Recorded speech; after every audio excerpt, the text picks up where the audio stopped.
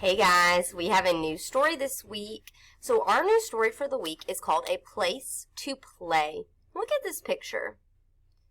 Where do you think this place is? There's someone who's gardening, a man who's building things. So we're going to find out this week what our story is about. So today is day 1 of A Place to Play. Oops. Alright, so this week our question that we're going to be thinking about all week long is how places change. So let's be thinking about that. Listen to my street rhyme. Our town began on the frontier. Folks flocked here with each passing year. The railroad came through as the town grew and grew, and now a big, busy city is here. I heard frontier and year have the same ending, and the word through and grew rhyme, and here also rhymes with frontier and year. Alright, the sign says San Antonio, pop 1,144,646. Pop is short for population. Population is the number of people that live somewhere. What might cause a population to change? More people moving in, more people leaving, maybe new jobs. Good. So what does the picture of the library have to do with growing and changing? What are they growing? Their brains. And they're changing because they're getting older. And they're learning new things. So remember, this week we're talking about how do places change. Alright, let's find 5 things in our picture that contain the long E. The long E says E. Can you find 5 things that have our long E? What do you see? I see the number 20. What else do you see? That has our long E. Bunny. Sleepy. Tree. What else? Alright, can you find 2 things that have a long I? Have a long I. What about jelly? Oh, nope, that has our long E, doesn't it? What has our long I? Do you see anything? Dig has our short I.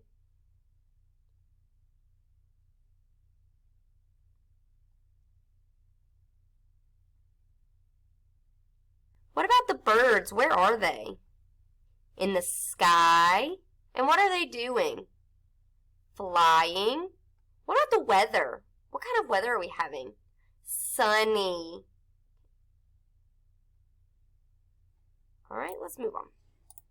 Read that first word and give me a thumbs up. What is it? Hide. We know that Sneaky makes the I say his name. Look at the next one.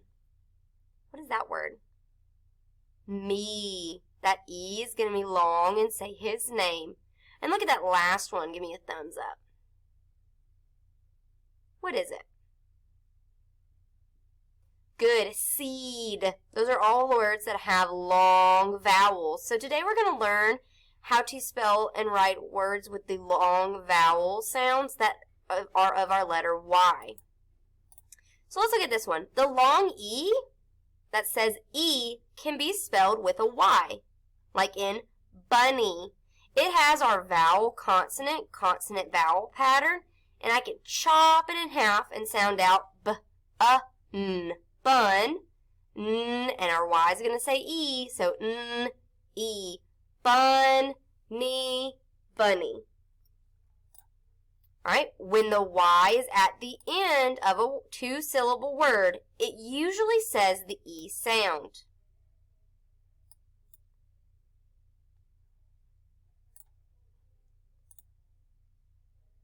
Alright, you can also make the long I sound spelled with a Y, like in sky.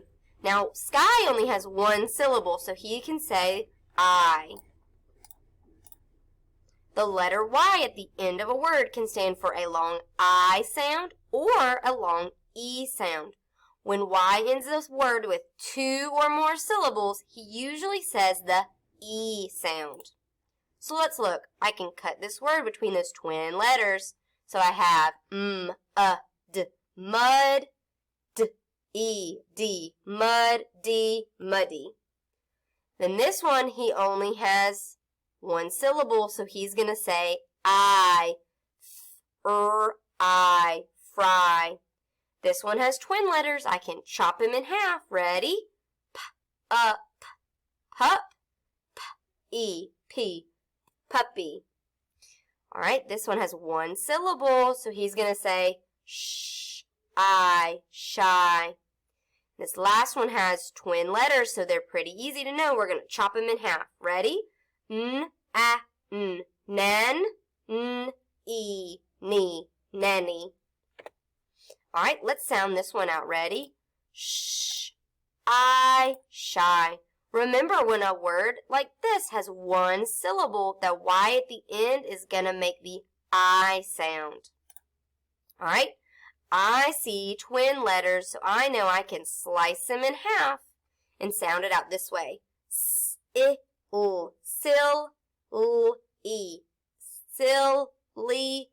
Silly. I know my Y is going to make the E sound because he's in a 2-syllable word. My twin letters are a clue that help me know that he has more than 1 syllable. So we sound it out silly. I see twin letters, so my brain says, I bet he has 2 syllables. So I can chop him in half, and my Y is going to say E. Ready? Hap, p, hap, happy. Happy. Do you see any twin letters? Me neither, so my word is probably going to have my Y say I. Ready? I, cry. I, cry. All right, let's look at this first one. I spy twin letters, so that gives me a clue. He might have 2 syllables. Let's chop him in half between those twin letter D's and sound it out. D, bud, d, bud, d, buddy. The next one also has twin letters, so I know I can chop him in half between the Z's and sound the first part out and the second part out and stick my word back together. Ready? Z, fuzz, z, fuzz, fuzzy, fuzzy. Do you see twin letters in my next word? No. So I'm going to sound the Y out like an I. Ready? I, fly. Now this next one doesn't have twin letters, but he has 2 consonants. So I still know I can chop him in between the S and the T and sound the first part, second part, and stick my word back together. Ready? Rus, T,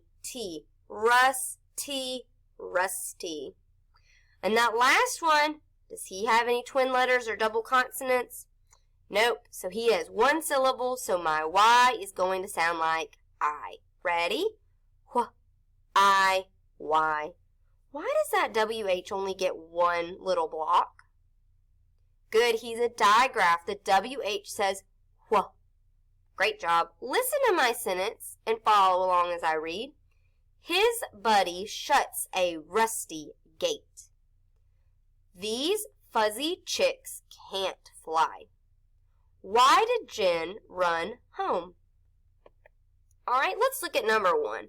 What is number 1 a picture of? A puppy or a put? Good, a puppy. Puppy has 2 syllables, so my Y is going to say E. Look at number 2. Is that a picture of a flop or fly? What is the bird doing? Good, fly. My Y says I. Look at number 3. What is number 3 a picture of? Muddy or meat? Good, muddy. My Y says E. Number 4, is that a bunny or a ball? Good. Number 4 is bunny. My Y says E. Number 5, is that baby crib or cry? Good. The baby is cry or crying. We know our Y is going to say I. All right, look at number 6. Is number 6 a picture of a sit or a city? Good. It's a city. It has a Y at the end, and we know our Y is going to say E. Look at number 7. Is number 7 a sky or a skate? Good. It's a sky, and then that word, my Y, says I. Last one. Is he had or is he happy? Good. He's happy. My Y is going to say E. All right. I didn't eat breakfast and I was very hungry or money? Hungry. Money doesn't make sense, does it? After a day at the beach, my bathing suit was not dry or my? Good, it was not dry. All right, let's look at our new high-frequency words. Ready? My turn and then your turn. Things, always, day, become, nothing, stays, everything. All right, listen to number 1.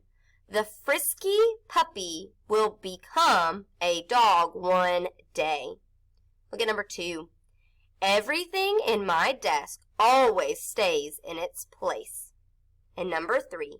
Libby sees nothing in the sky but things that fly. I heard some rhyming words. Let's look at this. Which high-frequency word makes sense? Jazzy likes to play all day. Blank can stop him. Nothing. He gets into what? Everything. He blank makes a mess.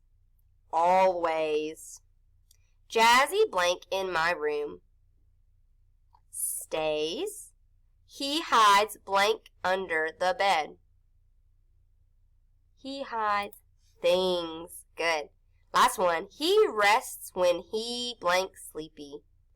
Becomes. Great job. All right, I need you to get out some tools from your travel toolkit. You need your Tap It, Map It board, your marker, and your eraser. Get those things out as well as your packet, your new packet for this week.